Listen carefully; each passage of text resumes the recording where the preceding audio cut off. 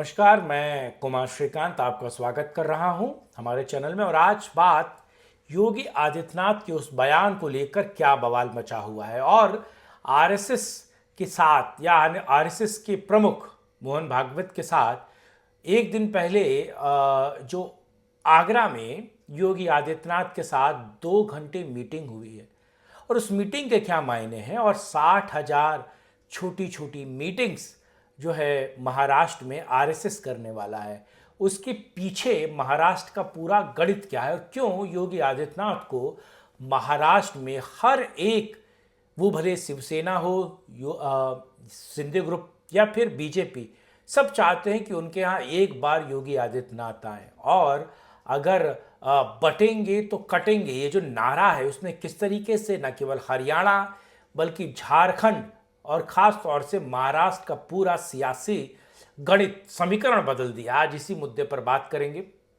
आप लोगों से अनुरोध है कि वीडियो को अंत तक देखिए, लाइक कीजिए, शेयर कीजिए, चैनल को सब्सक्राइब कीजिए, अपनी बात कमेंट बॉक्स में रखिए और अगर आप सपोर्ट और सहयोग करना चाहते हैं तो इस नंबर पर आप सपोर्ट और सहयोग कर सकते हैं। अब समझिए आखिर मुद्दा क्या है।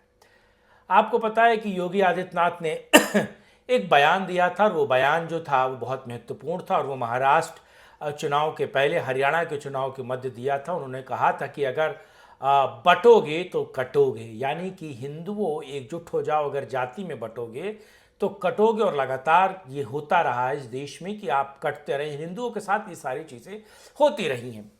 उस बयान को वो बयान इतना वायरल हुआ और वो लोगों की एक तरीके से लोगों को जगाने का काम योगी आदित्यनाथ की स्पीच ने किया।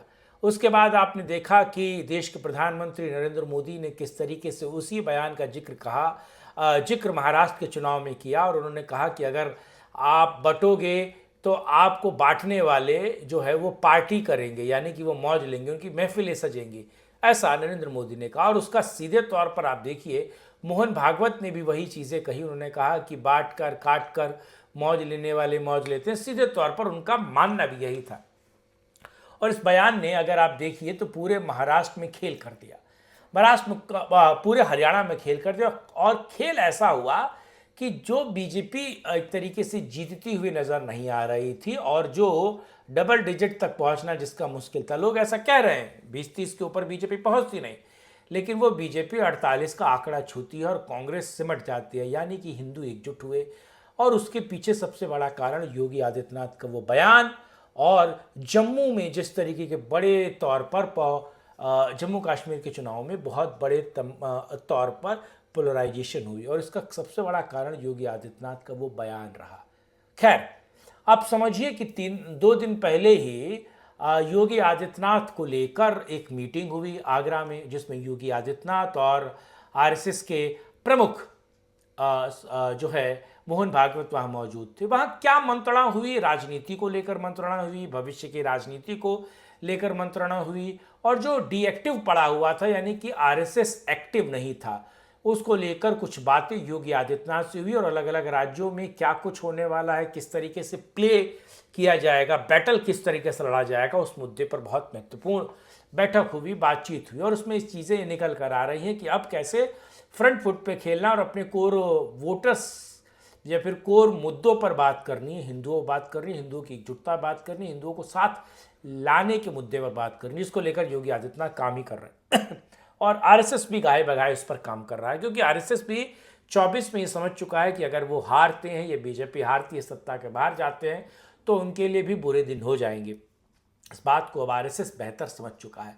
इसमें एक और महत्वपूर्ण बात है, आपको पता है कि आरएसएस ने 20,000 से ज़्यादा छोटी छोटी मीटिंग्स की थी आरएसएस के स्वयंसेवकों ने हरियाणा में, जिसके कारण आपने देखा कि हरियाणा का पूरा खेल एक बड़े पैमाने पर बदल गया और वो उसका नतीजा आपने हरियाणा के चुनाव में देखा। लेकिन ऐसा ही कुछ आप 60,000 से ज़्यादा आप समझिए मीटिंग्स आरएसएस के कार्यकर्ता आप करने वाले हैं और वो आरंभ हो चुका है। आप समझिए वो आरंभ हो चुका है कहाँ पर, महाराष्ट्र में।